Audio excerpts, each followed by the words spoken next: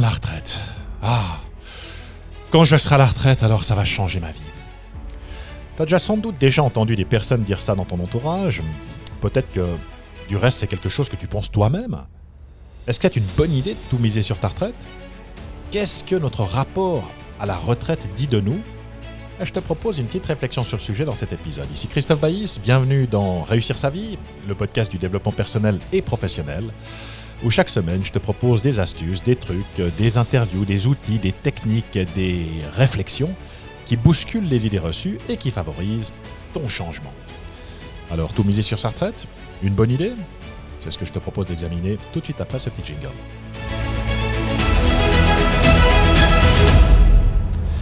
Bonjour à chacune et à chacun d'entre vous. Et oui, la retraite, on en parle énormément ces jours-ci. Alors, vivement la retraite. Est-ce que c'est véritablement une bonne idée?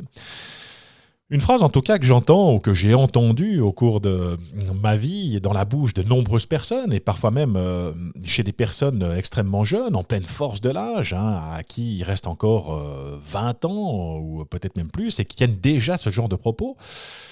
Alors, cette sacro-sainte retraite qui défraye notamment la chronique en France avec les manifestations qu'on voit sur tous nos écrans. Et il ne s'agit pas dans cet épisode de juger du bien fondé ou non des revendications du peuple français par rapport à cette retraite à 64 ans en France. Comme toute chose égale par ailleurs, il y a toujours une polarité en chaque chose. On ne peut pas simplement camper sur sa position sans examiner le point de vue de la partie adverse. Donc je pense qu'il y a des vérités de chaque côté. Mais je te propose plutôt d'examiner ça sous l'angle de la Suisse, qui vient de voter il y a quelques mois sur le relèvement de l'âge de la retraite d'une année pour les femmes qui vont dorénavant prendre leur retraite à 65 ans comme les hommes, puisque c'était déjà le cas pour les hommes. Elles avaient un régime de faveur d'une année. Et le peuple suisse a été appelé aux urnes pour déterminer si effectivement nous remontions cet âge de la retraite à 65 ans. Et comme d'habitude, le peuple suisse a décidé que c'est peut-être les seuls au monde finalement à prendre de telles décisions, mais que finalement 65 ans c'était bien pour tout le monde et l'affaire s'est déroulée comme ça. Et peut-être que pour introduire ce sujet et cette réflexion, c'est peut-être important de revenir d'un point de vue historique sur cette retraite. Qu'est-ce que cette retraite? Comment est-ce qu'elle a été créée? Quand est-ce qu'elle a été créée? Puisque ça n'a pas été toujours le cas. Et en fait, la retraite qu'on appelle l'AVS en Suisse, l'assurance vieillesse et survivants, a été créée en 1947, soit 2 ans après le sortir de la Deuxième Guerre mondiale, et que le souverain, dans son immense sagesse, a dit OK, on va créer un fonds de pension, faire en sorte que finalement les gens puissent partir à la retraite. Et l'âge qui a été fixé a été de 65 ans. Pourquoi est-ce qu'on a décidé que ce serait 65 ans et pas 60 et pas 80 ou 70 Eh bien simplement parce que la moyenne d'âge, l'espérance de vie en 1947 était de 65 ans. Ça veut dire que la moyenne, c'était 65 ans, donc il y avait des personnes qui décédaient, qui n'arrivaient jamais à cet âge-là, puis bien entendu des personnes qui vivaient un petit peu plus longtemps. Et l'idée, c'était effectivement de permettre aux gens qui avaient bien travaillé tout au long de leur vie, qui commençaient à être fatigués, qui commençaient peut-être à être en mauvaise santé, de leur donner des ressources de manière à pouvoir finalement avoir une fin de vie dans les meilleures conditions possibles, tout en sachant qu'effectivement, l'espérance de vie était de 65 ans et pas du tout ce qu'elle est aujourd'hui. Ce qu'il faut savoir, c'est qu'aujourd'hui, un garçon qui naît en Suisse en 2021 a la plus grande espérance de vie au monde. Le nombre de centenaires a du reste explosé, notre espérance de vie en bonne santé a fait des bonds et que la moyenne d'âge, l'espérance de vie aujourd'hui en Suisse, c'est 82 ans pour les hommes et c'est 87 ans pour les femmes. Donc, comme je l'ai précisé, il y a bien entendu des gens qui n'arriveront jamais à ces âges-là.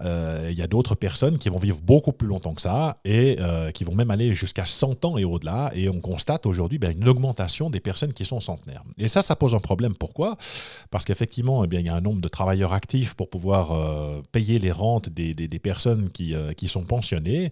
Et qu'effectivement, plus il y a de personnes qui vivent longtemps et qui vont être pensionnées longtemps, et plus ça va coûter cher. Et qu'effectivement, c'est mathématique. Il y a un moment donné où quand il n'y a rien dans le porte-monnaie, il n'y a rien dans le porte-monnaie et que il faut trouver, finalement une façon de pouvoir régler ce problème de la meilleure manière possible.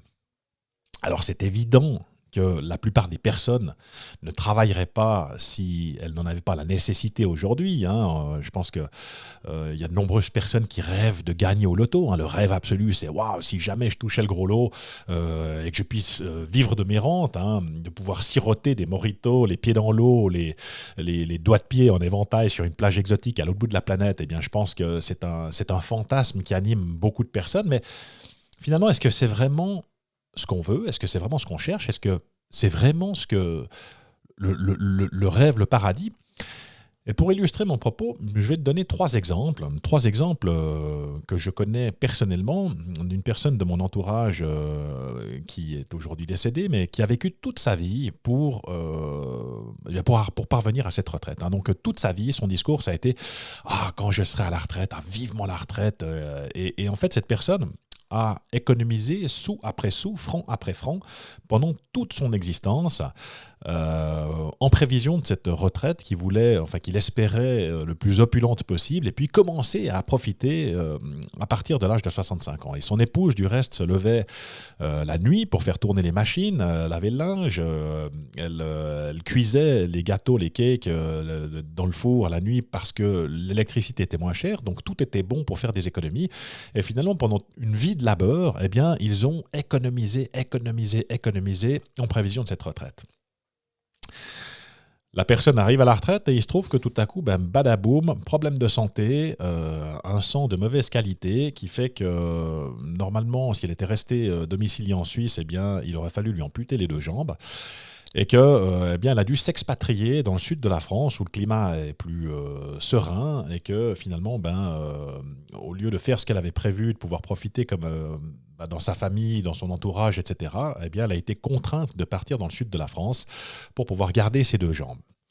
Deuxième problème, c'est quand on a passé une vie à économiser franc après franc, sou après sou, eh bien, on a pris certaines habitudes qu'il va être extrêmement difficile de perdre, d'inverser. On a fait tellement d'efforts pour pouvoir amasser cet argent, ce pactole, que finalement, eh bien, à chaque fois qu'il s'agit de délier les cordons de la bourse, eh bien, ça va nous faire extrêmement mal. Donc, on est devenu un petit peu avare, si je peux l'exprimer comme ça, et que tout à coup, ok, j'ai certes un compte en banque qui est bien garni, mais ma santé est chancelante, et puis mon argent, j'ai pas vraiment envie de dépenser parce que tout à coup, j'ai pris une habitude de vivre chichement et que chaque fois que je vais faire une dépense, je peux pas faire de dépenses extravagantes parce que tout à coup, ça m'arrache le cœur. C'est quelque chose c'est une inclinaison que j'ai comme ça et qui m'empêche finalement de profiter de cette retraite comme je l'aurais souhaité. Deuxième exemple, c'est également quelqu'un de mon entourage qui a travaillé pendant toute sa carrière en tant que fonctionnaire dans un service informatique. Il n'aimait pas vraiment son travail. Et effectivement, le moral n'était pas tout à fait au beau fixe, donc il a fallu prendre des médicaments pour se donner un petit coup de pouce, pour des antidépresseurs. Et il y avait dans sa bouche ce discours de « vivement la retraite, plus que 10, plus que 5, plus que 3, plus que 2, plus que 6 mois, oh, ok, je suis à la retraite ». Et puis la personne, je la croise peut-être 6 mois après sa retraite, et je dis « alors comment ça se passe ?» etc. Puis la personne dit « ouais, ça va ». Puis je dis « dis donc… c'est pas le ça va des grands jours, donc cette retraite, alors comment ça se passe ?» Oh tu vois, le matin je descends la boîte aux lettres, je relève le courrier, après je descends jusqu'à la poste et puis j'ai fait ma journée.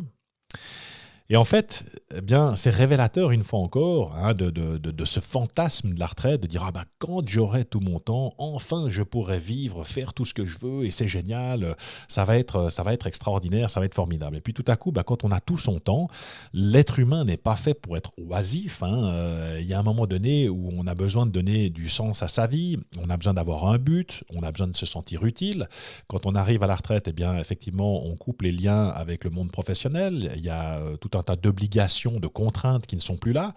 Une fois qu'on arrive à la retraite et puis qu'on a fait la grasse matinée quelques matins, on se dit qu'il y a peut-être autre chose à faire que de rester dans son plumard. Donc on a besoin de retrouver quelque chose, un sens, ou avoir une passion, des hobbies, peut-être faire du bénévolat, faire des choses, donc ou retrouver quelques contraintes qui tout à coup vont nous maintenir alerte au niveau physique, mais aussi au niveau mental, faire fonctionner son cerveau, parce que si on est sans arrêt finalement attendre que la journée se passe, qu'on se plante devant sa télé ou qu'on fait rien de ces journées, on se rend rapidement compte que finalement on a attendu toutes ces années dans l'espoir d'avoir une vie épanouissante, et puis que tout à coup si on n'a pas préparé ça, ça n'arrive pas.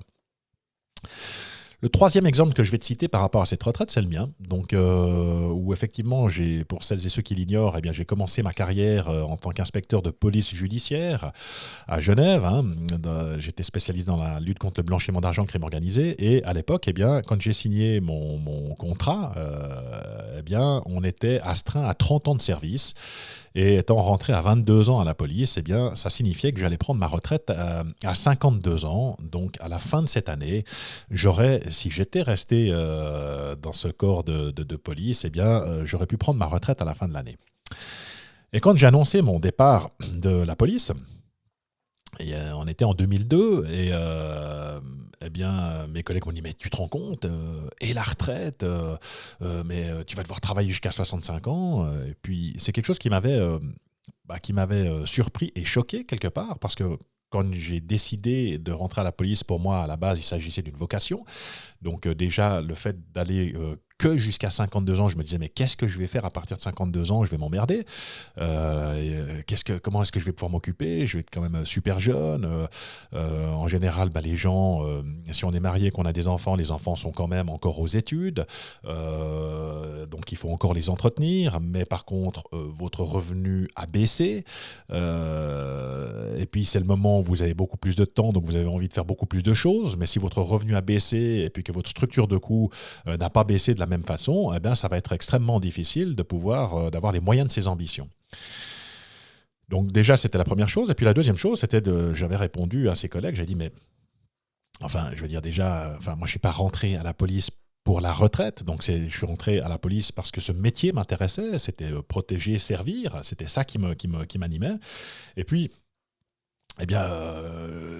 j'entends, est-ce que déjà il y aura une retraite? J'en sais rien. Est-ce que je serai toujours en vie? J'en sais rien non plus. La vie, c'est ici et maintenant. Je ressens le besoin de faire autre chose, donc c'est la raison pour laquelle je bifurque, je vais faire autre chose. Mais j'entends, c'est pas la retraite qui va commencer à gouverner ma vie, parce que tout à coup j'aurais pu finir à 52 ans. Et en fait, l'histoire m'a donné raison. Pourquoi? Parce que mes collègues qui sont restés, eux, à la police, tout à coup, les règles du jeu ont changé. On a commencé à dire, donc maintenant, 52 ans, c'est trop jeune. Donc, pour ces personnes-là, il va falloir aller jusqu'à 58 ans. Donc, ça me faisait 6 ans de plus que j'aurais dû travailler, finalement, pour pouvoir prendre ma retraite. Donc, pour dire que les acquis sociaux n'existent pas, les acquis sociaux sont une vue de l'esprit. On peut dire oui, mais ça a toujours été comme ça. Et puis, alors non, ça n'a pas toujours été comme ça. Avant 1947, il n'y avait pas de retraite, avant 1947. Donc les gens devaient travailler, finalement, devaient assumer leurs coûts jusqu'à ce que la mort vienne les délivrer quelque part. Donc je ne dis pas que c'était un système idéal, mais c'était comme ça que ça se passait. À partir de 1947, on a mis en place cette retraite. Et effectivement, l'idée, c'est qu'effectivement, on puisse terminer notre vie dans les meilleures conditions, sans avoir besoin de s'épuiser ou de ne plus être en état de pouvoir aller travailler et d'être finalement à la charge de l'assistance publique ou bien de terminer sa vie dans des conditions qui ne sont pas optimales. Et en fait, ce qui est rigolo, c'est qu'aujourd'hui, donc ça s'est passé il y a plusieurs années en arrière, où tout à coup, on a rallongé cette carrière de policier qui ne finissait plus à 52 ans, mais à 58 ans, et qu'aujourd'hui, il y a des débats pour dire, finalement, on pourrait encore rajouter, on pourrait aller jusqu'à 60, etc. D'accord ? Donc simplement pour dire que rien n'est sûr dans la vie, donc que ce soit finalement se dire ok, j'économise mon argent parce qu'à la retraite je vais faire ceci, cela, il faudra déjà y arriver à la retraite, ça c'est le premier point. Se dire quand je serai à la retraite je vais commencer à profiter, enfin je pourrai faire ce que je veux, on se rend compte que tout à coup si on tombe dans l'oisiveté, c'est pas le top du top. Et puis quand on a tout à coup, on se dit ah bah tiens, bah, je reste dans tel métier parce que j'ai tels avantages et puis ça va me permettre de terminer à telle heure plutôt qu'à une autre, eh bien on se rend compte que tout peut changer et puis qu'on ne choisit pas finalement son métier en fonction d'une vue ou d'un bénéfice futur dont finalement nul ne peut dire s'il va arriver. Alors je vous raconte ça, pourquoi? Parce que en fait, le rapport que nous entretenons face à notre retraite en dit long sur où nous en sommes dans notre vie, sur ce que nous pensons de la vie que nous menons actuellement.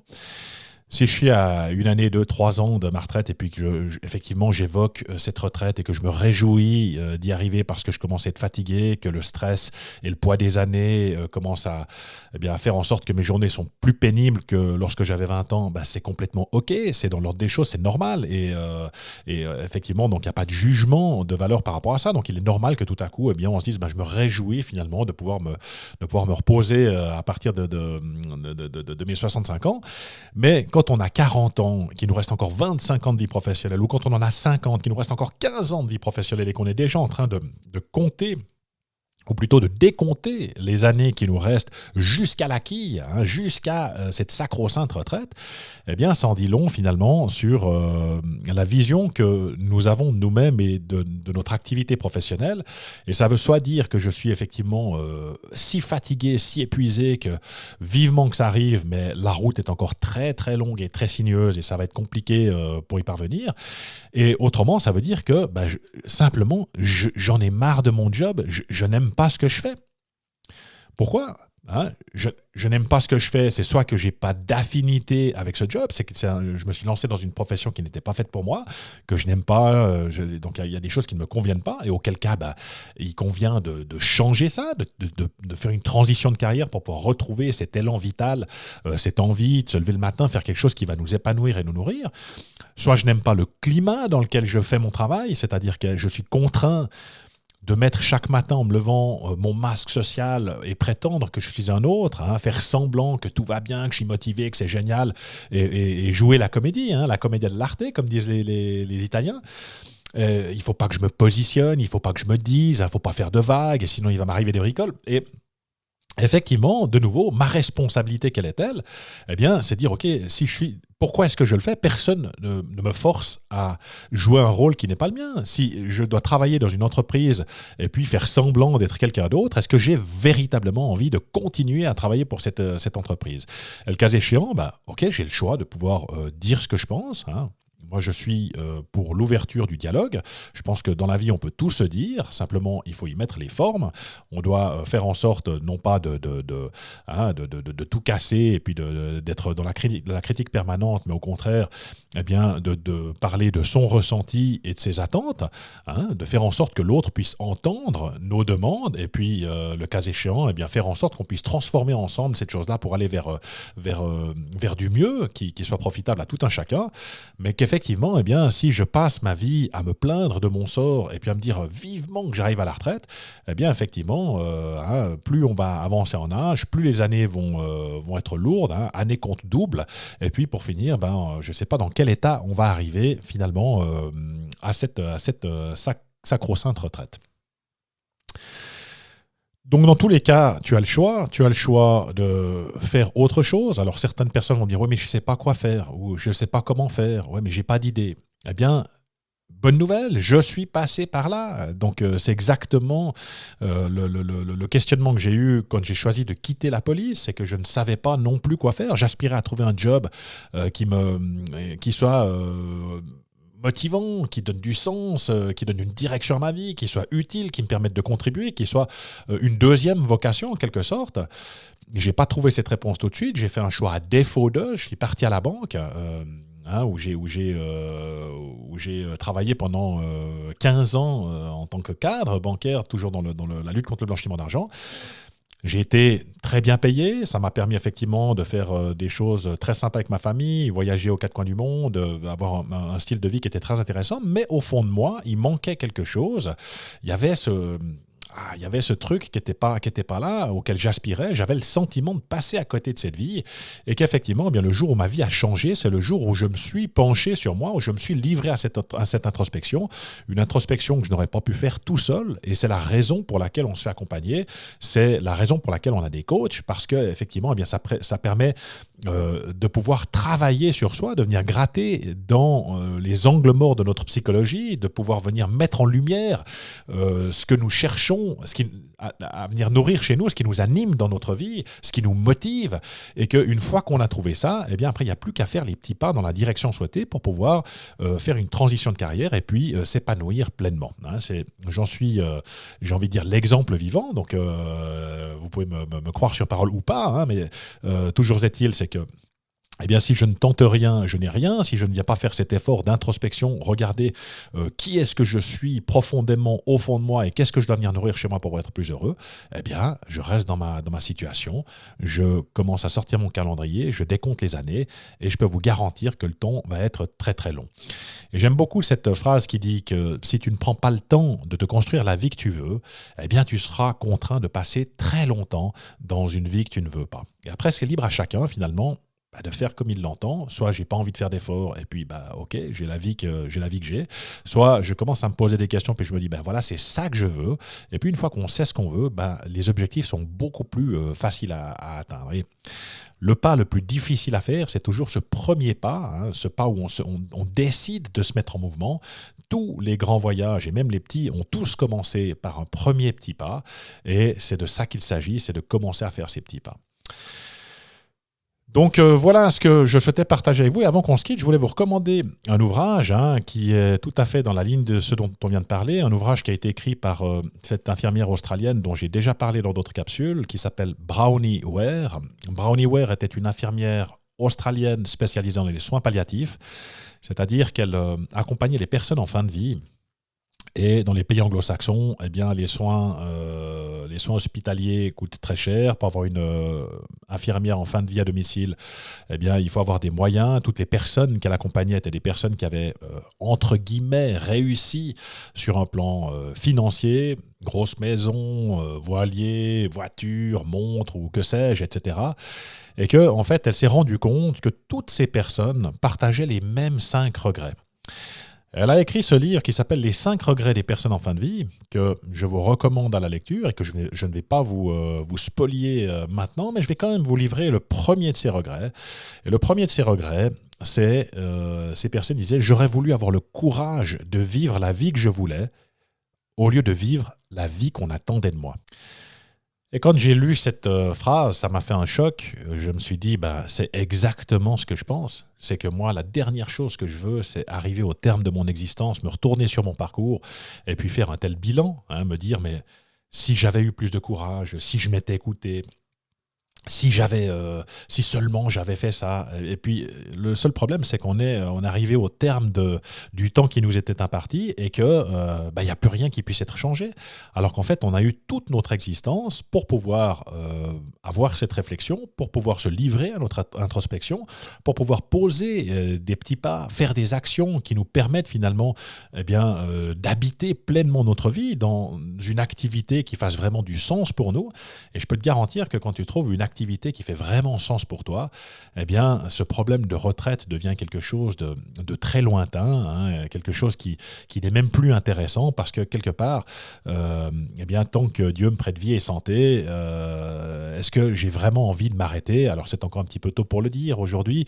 Je verrai quand j'aurai 65 ans, mais en tout cas, ça n'est pas un but ultime.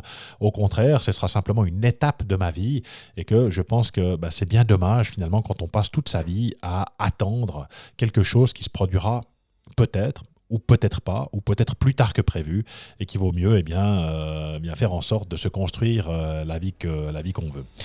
Parce que j'aime beaucoup cette phrase qui dit dans la vie, si tu ne prends pas le temps de te construire la vie que tu veux, tu seras contraint de passer beaucoup de temps dans une vie que tu ne veux pas. Donc voilà ce que j'avais préparé pour vous aujourd'hui. J'espère que vous avez eu du plaisir à écouter cette capsule. N'hésitez pas à me mettre un petit like ou un commentaire le cas échéant. Vous pouvez sans aucun problème la partager avec des personnes de votre entourage. On ne sait jamais, ça peut être utile à quelqu'un quelque part.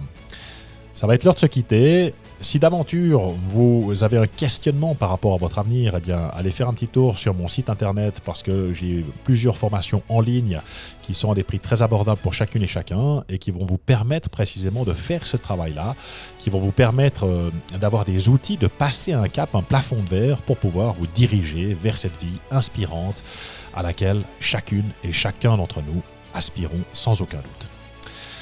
C'est tout pour aujourd'hui. Je vous souhaite une excellente fin de journée et jusqu'à notre prochaine communication, je vous dis à très vite.